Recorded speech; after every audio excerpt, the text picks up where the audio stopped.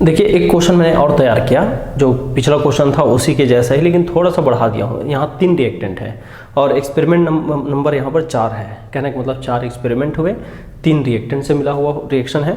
तो same question है, find the order and rate law. Rate law लिखा हो मतलब बिना ऑर्डर के तो रेट लॉ बनेगा नहीं, तो इसलिए रेट लॉ लिख देने से समझ में आ जाता है कि ऑर्डर भी निकालना है। चलिए क्वेश्चन शुरू करते हैं। सबसे पहले रेट लॉ का मैं फॉर्मेट लिख देता हूँ। रेट लॉ का फॉर्मेट लिख देता हूँ कैसे भाई, कि समझ में आता है हमको कि रेट इक्वल्स टू एक रेट कांस्टेंट आता है और 3 रिएक्टेंट हैं ए बी एंड सी। तो ए का पावर सपोज x है, बी का पावर सपोज y है और सी का पावर सपोज z है। This is the rate law. तो इस रेट लॉ को ही हमको ओरिजिनल फॉर्मेट में एक्सप्रेस करना है, और वो तब कर पाएंगे जब हमको x, y और z के तीनों के सेपरेट वैल्यू मिल जाएंगे। ठीक है, तो हमारा टारगेट है x, y, z निकालना। x, y, z है क्या? x, y, z एक्चुअली में है ऑर्डर ऑफ द रिएक्शन। तो ये a के रिस्पेक्ट में ऑर्डर x है, b के रिस्पेक्ट में ऑर्डर y है और c के रिस्पेक्ट में ऑर्डर z है। तो हमको इसी 3 ऑर्डर को फाइंड आउट करना है। सबसे पहले बात करते हैं कि a पर, सबसे पहले ए पर बात करता हूँ। जरा देखिएगा, मैं लिखता हूँ फॉर ए। ठीक है, हम ए के लिए बात करते हैं। आप जानते हैं जब ए की बात करना हो तो हम कोशिश करते हैं कि ऐसे कोई 2 एक्सपेरिमेंट चुने जिसमें ए की कंसंट्रेशन बदल रहा हो सिर्फ, और बी सी जो अदर टर्म है उनकी कंसंट्रेशन में चेंज 0 हो। कहने का मतलब कंसंट्रेशन चेंज ना हो रहा हो। तो जरा दिमाग लगाइए और बताइए कौन सा एक्सपेरिमेंट 2 चुनूँ। तो ऐसा एक्सपेरिमेंट चुना जिसमें लेकिन बी और सी चेंज नहीं हो रहा हो। तो यहाँ मेरे ख्याल से ये दोनों ठीक है। ये दोनों देखिए, तो भाई ये देखिए कि यहाँ पर 2 2 अनचेंज, 1 1 अनचेंज, लेकिन ये क्या हो रहा है, ये चेंज हो रहा है। तो मैं ऐसे बढ़ाते हुए चलूँगा 1 से 2। ठीक है, 1 से 2 डबल करने पर रेट भी डबल हुआ, कंसंट्रेशन डबल करने पर रेट डबल हुआ, ऑर्डर फर्स्ट ऑर्डर। ठीक है ना भाई, कि यहाँ पर हो गया x equals to first order. मैं डायरेक्ट लिख दिया, समझ में आया? क्योंकि सीधा सीधा है, कंसंट्रेशन डबल किया, रेट भी डबल से डबल होता है तो ऑर्डर फर्स्ट, ट्रिपल से ट्रिपल, 4 गुना से 4 गुना ऑर्डर फर्स्ट होता है। तो सेम चेंज यहाँ पर दिखाई देता है। और जिनके लिए दिक्कत है, ऐसा नहीं सोच पा रहे हैं, वो लोग क्या करेंगे ऐसे कि 6/3 इंटू 10 का पावर 3 इंटू 10 का पावर 3 इक्वल्स टू, यहाँ से है ना 2 डिवाइड बाई 1 पावर ऐसे, यहाँ पर n। तो ये कट के कितना बचेगा? 2 बचेगा। तो 2 और 2 का पावर n, तो यहाँ पर क्या हो गया, n इक्वल्स टू 1। ऐसे भी सॉल्व कर सकते हैं जिनको ज़्यादा समझ में नहीं आ रहा है डायरेक्ट। तो ये हो गया ऑप्शन एक तरह से रिएक्टेंट ए के लिए ऑर्डर ऑफ द रिएक्शन। चले रिएक्टेंट 2 पर चलते हैं, मतलब फॉर बी चलाता हूँ यहाँ पर, फॉर बी। ठीक है, यहाँ पर बात करें भाई फॉर बी कैसे, ध्यान देंगे जब हम बी के लिए सोचते हैं तो बी के लिए सोचेंगे तो क्या होगा, समझिएगा कि बी के लिए हमको ऐसा रिएक्टेंट चाहिए जहाँ पर बी सिर्फ चेंज हो रहा हो, ए और सी अनचेंज हो। ऐसा कोई रिएक्शन देखते हैं। इसका काम तो हो गया, इसको हटाता हूँ। ठीक है ना, अब आप ऐसा चुनिए जहाँ पर सिर्फ कौन, बी चेंज हो रहा हो। देखे तो भाई, लेकिन ए और सी अनचेंज हो, ऐसा कोई रिएक्शन पैटर्न है क्या? तो ये फर्स्ट 3 में तो सी अनचेंज है, तो इन्हीं में से देखते हैं, है ना।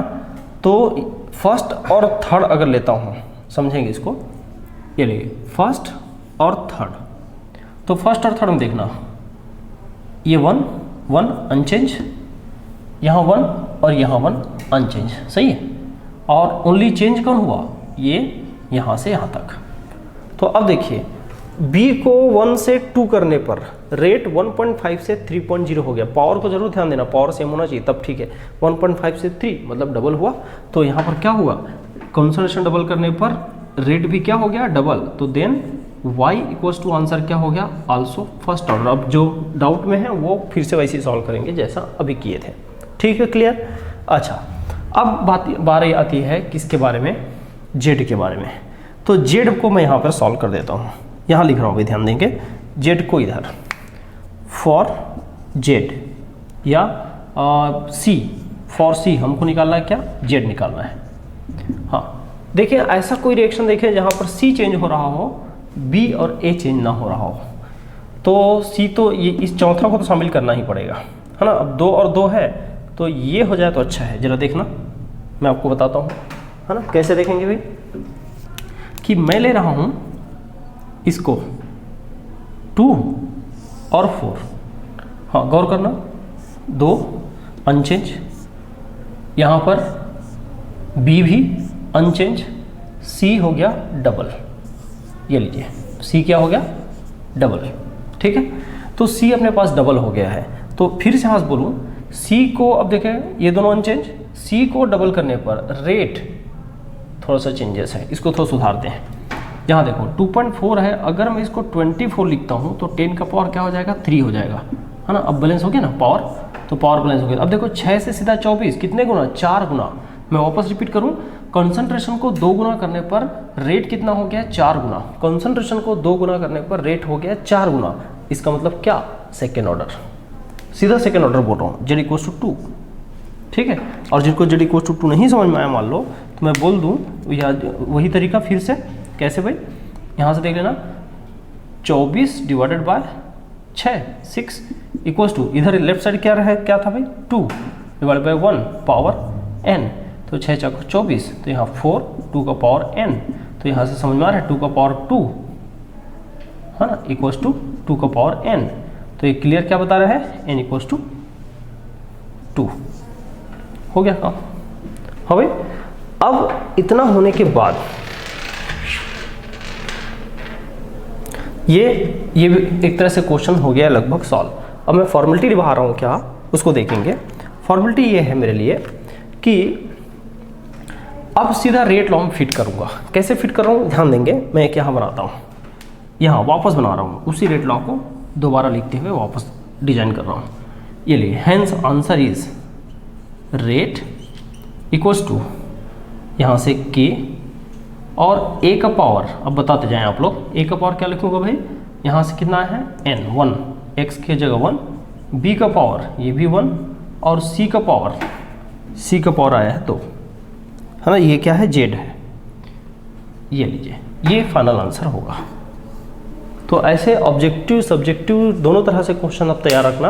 और मैं सब्जेक्टिव में प्रैक्टिस कराता हूँ, लेकिन ऐसे गेट में इस लेवल के क्वेश्चन आए हुए हैं, ठीक है।